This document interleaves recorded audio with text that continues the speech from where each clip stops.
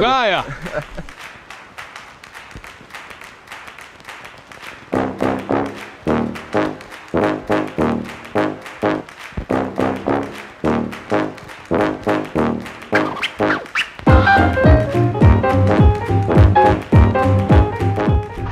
Naslednja postaja Ljubljanski Brivec, ki je tamle čez cesto.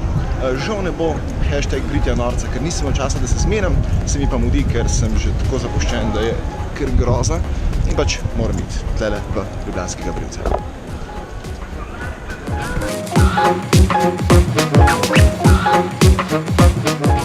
To je to.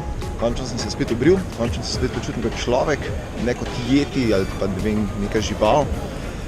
In jutri gremo tam v okolico Maribora, odleteti 10 km. Rana ura, zlata ura, gremo na tek v Maribor, oziroma Brezje pri Mariboru, kaj jaz vem. Gremo se prijaviti na tek, 10 km.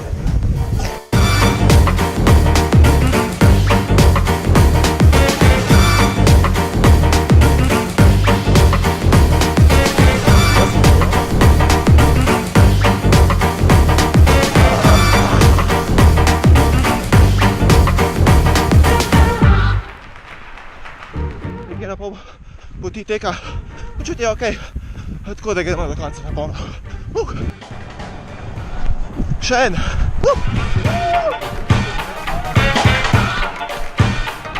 Ok, to je to, prelaufali smo zdaj 10 km in smo že doma, zato nobenega ni v avtu.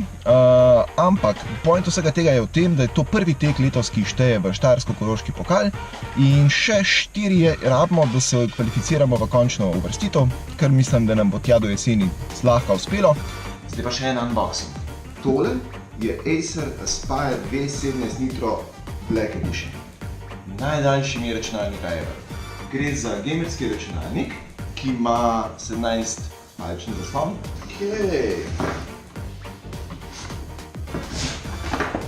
To gre dol. Okidoki. Se pravi Aspire 217 Nitro Black Edition. Cool. Škatlica je taka, kot bi bombonjera odpiral. Yes, ok, Acer, to. Kako zdaj to ven dobiš? Ne. Ok.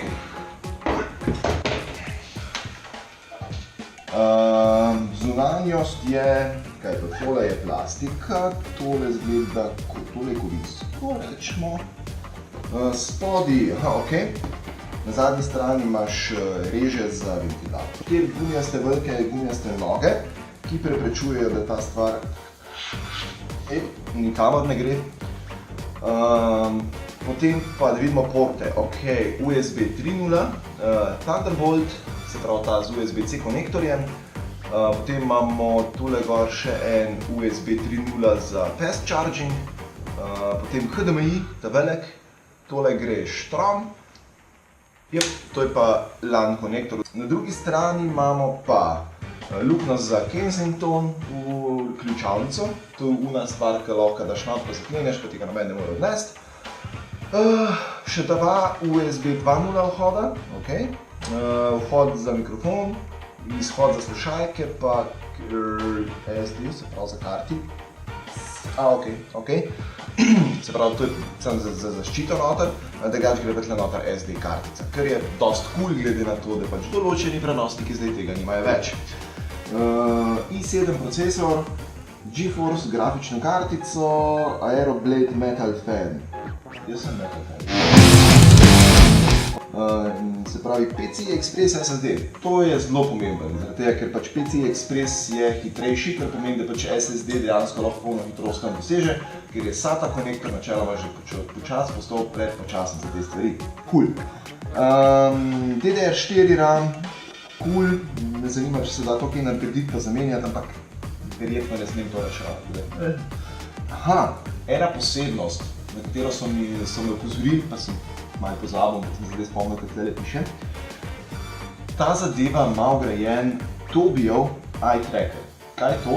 To je v bistvu, ne vem, če se vidi, ampak to je tale modulček, tle ta taka črna črta.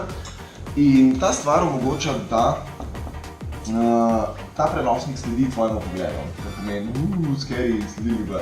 Ne, ta stvar je ful uporabna za kakšno igrico, mi jo pa v službi celo uporabljamo za razne raziskave berljivosti in podobnih stvari. 17-inčen zaslon, to je velika stvar, kamera kult. 17-inčen zaslon je tako, vsaj za mene osebno, to pač ni več prenosnik, ne? To je nekaj, kar imaš na mizi, pa če je slučajno treba neseš samo, ker zadeva je tako težka zelo. Ne vem, kako uporabno, ampak za mene pretežka. Razumem pa, zakaj bi nekdo to rabil. Pač za kakšno bolj resno delo in take stvari je pač več je vedno bolje.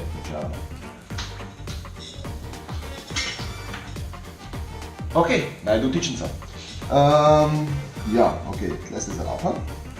Ok, zadevo sem zalaufal, Windowse sem nastavil, vse sem preštimal, tako da je zadeva pripravljena na testiranje in v roku enega tedna si boš lahko cel test prebral na Big Bangovem infoportalu. Cool, da ne?